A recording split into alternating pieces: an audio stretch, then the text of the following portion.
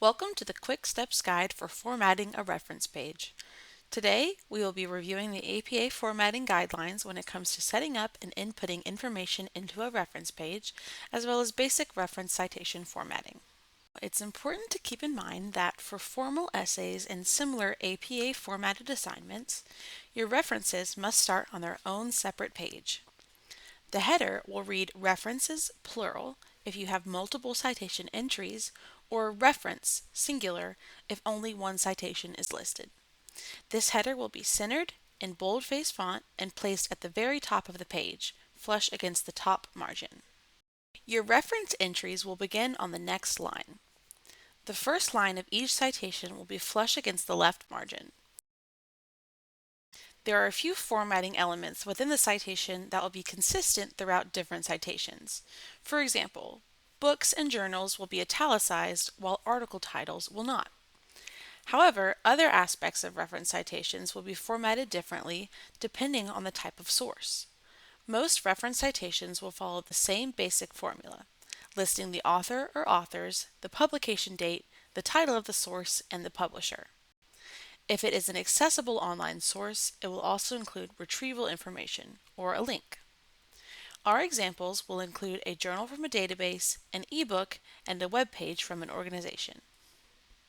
For the web page with a corporate or government author source, we will list the organizational author, the publication date if one is provided, the web page title, which will be italicized, and the link to the source.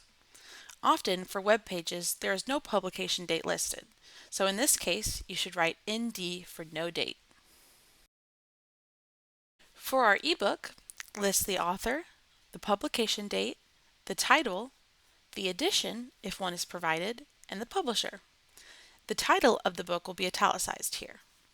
This source was found from the CSU Library database, but it did not have a universally accessible link, so no retrieval information is provided. For an online journal, you will list the author with their last name and first initial. You may also add the author's middle initial if it is provided. When the source has multiple authors, like our example here, separate their names with commas and an ampersand before the last author name listed.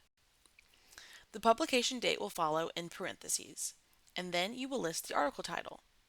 After the title, list the publisher, volume number, issue number, and any page numbers. Some articles may not have elements like a volume, issue, or page number, so those only need to be included if they are provided. Formatting-wise, the publisher and volume number will be italicized and the issue number will be placed in parentheses.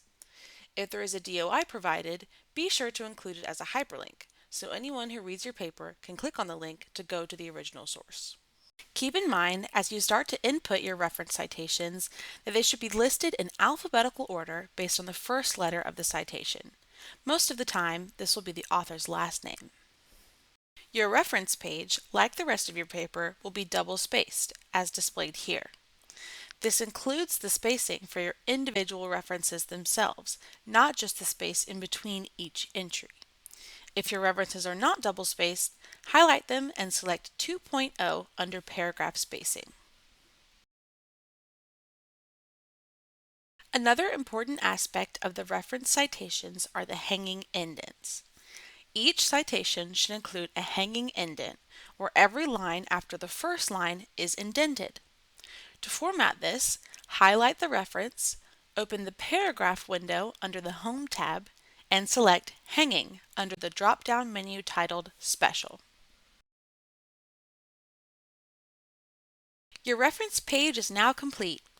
Keep in mind that your reference page can include as many references as you need. Simply continue the list of references onto the next page.